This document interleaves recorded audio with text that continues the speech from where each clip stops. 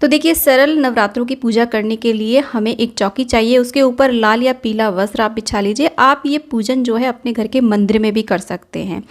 तो देखिए, नवरात्रों में कलश की स्थापना मुख्य मानी जाती है, और अगर आप कलश की स्थापना नहीं कर रहे हैं तो कम से कम एक जल का पात्र अवश्य रूप से भर करके मंदिर में आप रखिए। तो अष्टदल कमल बना लीजिए, अष्टदल कमल नहीं बना सकते तो थोड़े से अक्षत अवश्य डाल लीजिए। एक आप कलश लीजिए, तांबे का या पीतल का या मिट्टी का, उसके गले में आप मौली बांध लीजिए, स्वास्तिक बना लीजिए और उसमें थोड़ा सा गंगाजल, जल और लौंग, इलायची, सिक्का, सुपारी, हल्दी की गांठ डाल लीजिए। हल्दी की गांठ नहीं है तो पिसी हुई हल्दी भी आप यहाँ पर डाल सकते हैं, और अक्षत और दूर्वा डाल करके इस प्रकार से पंच पल्लव लगा लीजिए। 5 आम के पत्ते, उन पर आप टीका कर लीजिए और नारियल को इस प्रकार से रखिए कि नारियल का मुख या तो पूजा करने वाले की तरफ हो या फिर ऊपर की तरफ भी इस प्रकार से रखा जा सकता है। उसके बाद में हम अक्षत के ऊपर माता रानी को विराजमान करेंगे। जो भी आपके पास फोटो हो, प्रतिमा हो, मूर्ति हो, उन्हें आप यहाँ पर विराजमान करिए। और उसी के साथ में हमें गणेश जी की भी स्थापना करनी होती है। अक्षत के ऊपर गणेश जी की स्थापना करेंगे और यहाँ पर देखिए एक प्लेट में हम स्वास्तिक बनाएंगे। इस प्रकार से रोली से स्वास्तिक बनाइए, उसे हम माता रानी के साइड में रखेंगे और यहाँ पर उन्हें रखेंगे हम यहाँ पर ज्वारे। ये ज्वारे मैंने किस प्रकार से रोपे हैं इसका वीडियो चैनल पे आ चुका है, आप उस वीडियो को देख करके ज्वारे लगा देंगे। अगर आप ज्वारे नहीं बो सकते हैं तो बिना ज्वारे बोए भी आप अपना पूजन संपूर्ण कर सकते हैं। और उसके बाद में हमने जल का छींटा दे करके सामग्री के ऊपर अपने ऊपर हमने शुद्धिकरण कर लिया है, सभी पर जल का छींटा दिया है और उसके बाद में हमने एक धूप दीप की यहाँ पर स्थापना कर दी है। और यहाँ पर दोस्तों सर्वप्रथम हम अग्निदेव का आवाहन करेंगे। इस तरीके से धूप दीप हमने प्रज्वलित कर दिए हैं। हाथ में कुछ अक्षत पुष्प ले करके हम यहाँ पर अपने व्रत का संकल्प लेंगे, आवाहन करेंगे सभी देवी देवताओं का कि हम किस प्रकार का व्रत करेंगे, और जो भी हमारे संकल्प हैं वही बोलेंगे। सभी को हम आमंत्रित करेंगे कि वो इस चौकी पर विराजमान होकर के हमारी पूजा सेवा स्वीकार करें। अक्षत पुष्प को हम छोड़ देंगे इस प्रकार से और फिर से जल का छींटा दे करके स्नान कराएंगे।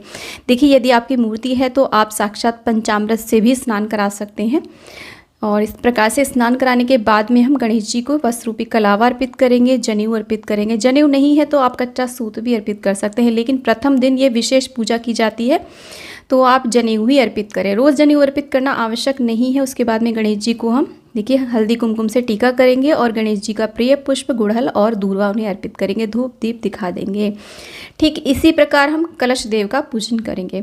देखिए, नवरात्रों में विशेष रूप से हो सके तो आप कलश की स्थापना ज़रूर करिए। 33 कोटि देवी देवता इसमें विद्यमान रहते हैं। यदि आपके पास माता रानी की मूर्ति तस्वीर नहीं है तो कोई बात नहीं, कलश का भी आप पूजन करके अपने नवरात्रे संपूर्ण कर सकते हैं। माता रानी का उसमें आवाहन कर सकते हैं और कलश को आप माता रानी का स्वरूप भी दे सकते हैं, उन्हें सजा सकते हैं माता रानी के रूप में।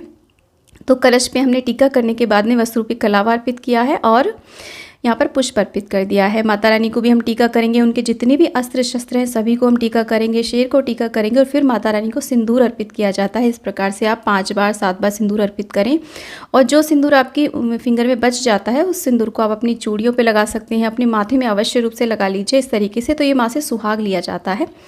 उसके बाद में माँ को हम अक्षत अर्पित करेंगे और माँ को हम चुनरी चढ़ाएंगे। आप यहाँ पर चाहें तो देखिए श्रृंगार की सामग्री अर्पित कर सकते हैं। श्रृंगार की सामग्री आप नवरात्रों में प्रथम दिन या फिर किसी भी दिन माँ को अर्पित कर सकते हैं। अष्टमी नवमी के दिन भी आप अर्पित कर सकते हैं, सप्तमी के दिन भी अर्पित कर सकते हैं। चुनरी हमने माँ को उड़ा दी है। उसके बाद में हम माँ को धूप दीप दिखा देंगे और ये जो हमने ज्वारे खेतरी बोई है इनका भी हम पूजन करेंगे और यहाँ पर दीपक का भी हम पूजन कर देंगे इस प्रकार से। तो बहुत ही सिंपल साधारण सी ये विधि है। माँ का जो प्रिय पुष्प है वो होता है गुड़हल का, यानी कि लाल पुष्प जो भी हो माँ के प्रिय होते हैं। इसके अलावा जो भी पुष्प आपको मिल जाते हैं उन्हें आप यहाँ पर अर्पित कीजिए और इस तरीके से अच्छे से फूलों से सजा लीजिए। तो बहुत ही सिंपल विधि आज मैं आपके साथ शेयर कर रही हूँ। और माँ को जो मुख्य रूप से भोग प्रसाद चढ़ाया जाता है वो चढ़ाया जाता है लौंग बताशे का, और इसके अलावा आप पंचमेवा का भोग प्रसाद अर्पित कर सकते हैं। सारे फलाहारी भोग प्रसाद यहाँ पर अर्पित करने चाहिए क्योंकि ये जो व्रत होते हैं फलाहारी होते हैं। जो भी फल आपको मिल जाते हैं वो यहाँ पर आप अर्पित करिए। इस प्रकार से हम यहाँ पर फल में केला और सेब यहाँ पर अर्पित कर रहे हैं और इसके अलावा जो भी भोग प्रसाद हो वो आप अर्पित कर सकते हैं। ज़्यादा कुछ नहीं तो बस लौंग बताशे का ही भोग आप लगा देंगे तो इतना भी बहुत रहता है। फिर हम जल का भोग यहाँ पर अर्पित करेंगे। हो सके तो नवरात्रों की कथा आप यहाँ पर अवश्य रूप से सुने, हाथ में कुछ अक्षत लेकर के, और नवरात्रों में हवन अवश्य रूप से किया जाता है, जिसे हम अग्यारी कहते हैं ना, वो ज़रूर करनी चाहिए। बहुत ही छोटा सा हवन होता है, इसकी वीडियोस भी चैनल पे हैं, आप ज़रूर देखें। तो कपूर जला करके हम गाय के गोबर के उपले को सुलगा लेते हैं, उसके ऊपर कपूर जला करके हम अग्नि प्रज्वलित कर लेते हैं और फिर उसमें देखिए इस तरीके से आप गोले के टुकड़े चढ़ा सकते हैं। अगर आपके पास आम की लकड़ियाँ नहीं हैं, जो सूखा नारियल होता है ना, उसके आप इस प्रकार से टुकड़े चढ़ा करके हम हवन करेंगे। इसके बाद में माता रानी को लौंग के जोड़े अवश्य रूप से चढ़ाए जाते हैं। परिवार का प्रत्येक सदस्य ये लौंग के जोड़े अवश्य चढ़ाए और इस पूजा को सभी जने मिल करके साथ साथ करें तो घर में बहुत ही ज़्यादा शुभता आती है। तो लौंग को हम इस प्रकार से देखिए घी में डुबो करके माँ का मंत्र बोलते हुए ओम दुम दुर्गाय नमः बोलेंगे या फिर ओम ऐं ह्रीं क्लीं चामुंडाय विच्चय बोल करके हम ये लौंग के जोड़े अर्पित करेंगे। साथ में बताशा भी अग्नि में ज़रूर अर्पित किया जाता है, घी में लगा करके। आप लौंग बताशे को एक साथ भी इस अग्नि में डाल सकते हैं। और इसी के साथ में देखिए इस तरीके से हम यहाँ पर सामग्री की भी आहुतियाँ देंगे। सामग्री कैसे बनाई जाती है नवरात्रों में, उसका वीडियो भी चैनल पे है, आप ज़रूर देखिए। उसके बाद में घी की आहुतियाँ हम बीच बीच में देते रहेंगे माँ के मंत्र बोलते हुए। तो बहुत ही छोटा सा ये हवन होता है, तो हवन कुंड को हम थोड़ा साइड में रख देते हैं। उसके बाद में कपूर से हो सके तो माँ की आरती करिए, कपूर से नहीं तो आप दीपक से भी आरती कर सकते हैं। तो इस प्रकार से बहुत ही सिंपल साधारण माता रानी का हमें पूजन अवश्य करना चाहिए। यहाँ पर आप चाहें तो देखिए अखंड दीपक भी जला सकते हैं, नवग्रह की भी स्थापना कर सकते हैं।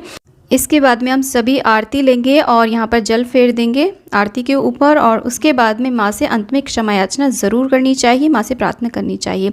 दोस्तों नवरात्रों से related all in all topics पर वीडियोस चैनल पे आ चुके हैं, उन सभी का लिंक आपको डिस्क्रिप्शन में या फिर एंड स्क्रीन पे मिल जाए।